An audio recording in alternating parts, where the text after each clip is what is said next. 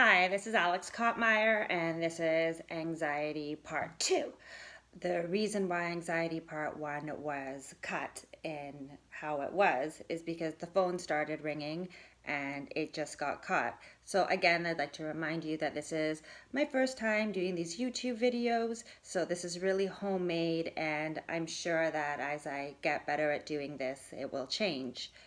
So going back to the anxiety that I was talking about, and I just really, after I heard what I said, and I said that, now I date people that manage my anxiety, I want this to be known that other people, like by saying how they manage your anxiety, is more like saying that they're okay with you having anxiety, but nobody can take away your anxiety for you. And this is really, really important that you have to learn how to deal with your anxiety. Nobody's going to come and just take that away from you. So I used to want, when I had anxiety, boyfriends to bring me tea or flowers or make me dinner and tell me that everything was going to be okay. But the truth of the matter is that that can't happen. When I have anxiety, I have to say, I have anxiety right now, I need to be alone. Because I have to learn how to manage that anxiety on my own. It's one of those things that if you start letting other people guide you in different ways of them dealing with how you're feeling, you're not really processing what you're feeling. We all have different ways to process things, and I feel that when we date avoiders, what we're looking for is we're looking for somebody to come and help us out when we feel anxious. Does that make sense? So, for instance, when I have texted my boyfriend and he hasn't texted me back right away, I right away want that text message. I start to feel anxious. And as the day goes on and he hasn't answered me, and maybe he's working, maybe he's in a long meeting, you know, maybe he glanced at it and just hasn't replied yet. But I become anxious, and this anxiousness keeps on going. It's like this turning point that, like, once my anxious thoughts start going, the logical mind stops. And this is when I don't become Alex Kottmeyer anymore, the person that is rational. So, what I have to do to become rational right away is that I have to say, I have to be on my own. I have to stop wanting or wishing for those phone calls and just be like, you know what? I'm just going to send him a text message and say, you know what? I'm having anxiety issues today. I'm going to be on my own for a while. And that's what I do. I switch off the mind. I make sure that I have something else to do. I read a book. I go for a walk. I watch Netflix. But I do something that makes me stop that brain, because that brain of thinking, that emotional thinking for me, that emotional thinking for anxious people, it's paranoid. Once you start, it doesn't stop. It just keeps on going and going and going. And a thing that I do that really, really helps, and I feel that this will help a lot of people out too, is I say to myself, these are not my thoughts. These thoughts were created a billion years ago by another speck of dust. I can just observe my thoughts, but I am not my thoughts. And for some reason, that just really calms me down, knowing that it's not my thoughts, you know? But like I said, that once I really started to get to know my shadow self, once I really got to know myself and started to be on that self-love um, frequency, these things don't happen to me anymore. I don't date avoiders anymore. I only date stable people. And every once in a while I have to have these check-ins, right? That's like, okay, I'm starting to feel anxious. What's happening around me? Okay, why am I anxious right now?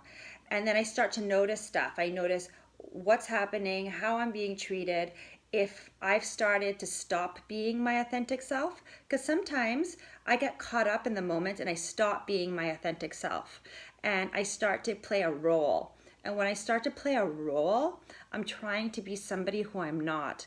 And when I'm trying to be somebody who I'm not, it's usually because I want an affirmation from that person. I want to be liked. And this is totally normal. We all want to be liked. We all want to be affirmed, right?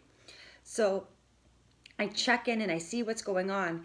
And if for some reason any of the environment, be it work, be it people, be it friends, be it family, be it boyfriend, whatever it is that's causing me this anxiety, I leave the situation.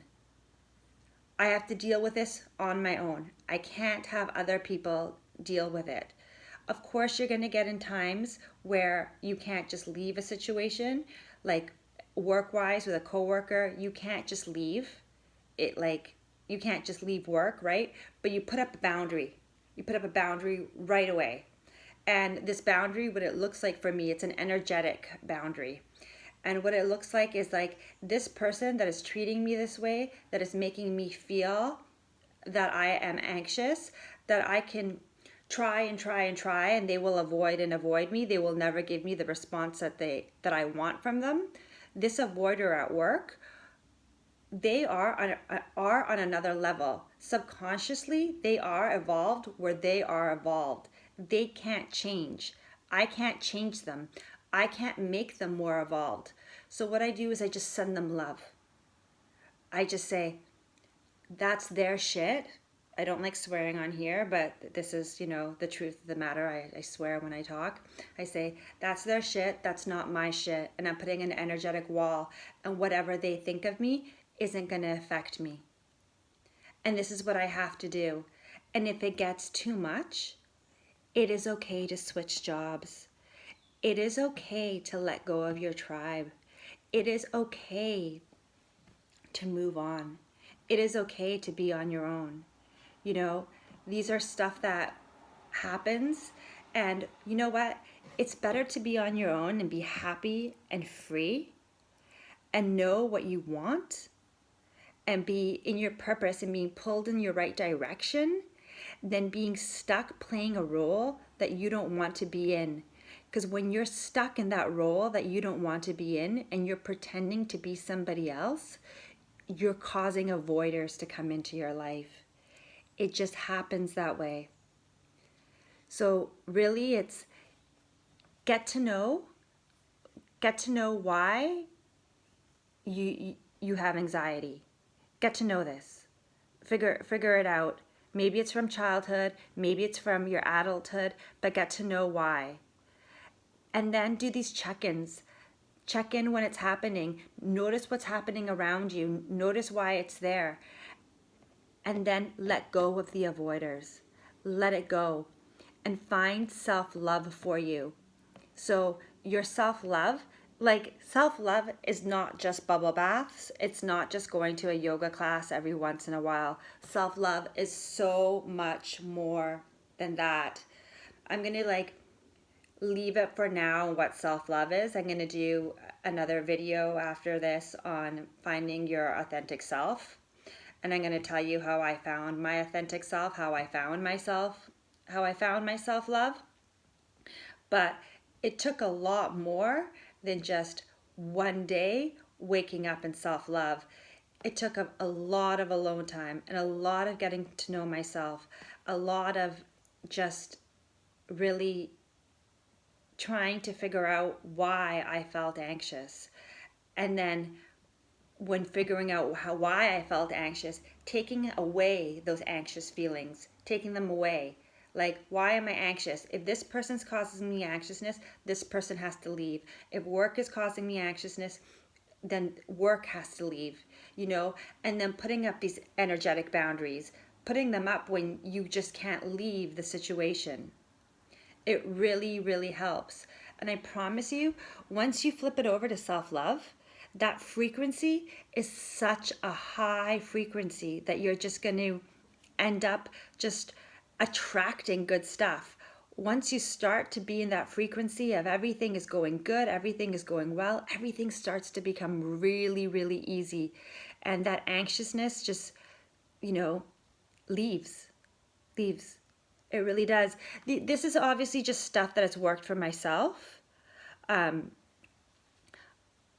I also, in this past year that I've had anxiety, also in the last past years of all of this happening to me, I've also gone to see doctors, and I've gone through medication of anxiety medication. I mean, for a long time while I was living in India, I was self-medicating just on Valium for 10 years, trying to numb this anxiety, instead of feeling the anxiety and figuring out what was wrong with it. But I'm not, I don't want to be one of those people that says that maybe drugs isn't the right thing for you, because it could be. And I just don't mean any kind of drug, right? Like, I mean, taking a clonazepam every once in a while to get you in the right place of feeling not anxious, that is what it's there for. It's to take away that knot in your stomach. If your doctor thinks that that's what's okay, then God, please, do what makes you feel better. But there's also a lot of natural stuff that you can do. There's eating healthy, breathing, there's Kundalini. I mean, there's also plant medicine. A lot of people decide that, they're going to microdose, and microdosing for them has worked. There's not one right way to get rid of being an anxious person. But I can tell you that finding self-love and getting to know yourself and eliminating what's making you have anxiety will eliminate the avoiders. And once you eliminate the avoiders, then the stable people start to come in. And the stable people, it's just not boyfriends, it's stable family members, it's stable friends, it's stable work environments. It just happens. It really does. So this is the end of my part 2 anxiety video. I hope that nobody phones right now before I say goodbye. Thank you so much for listening. Sat Nam, and please leave comments underneath and share this with people. I really want, my story to help other people out. Have a wonderful weekend, okay? Peace. Bye.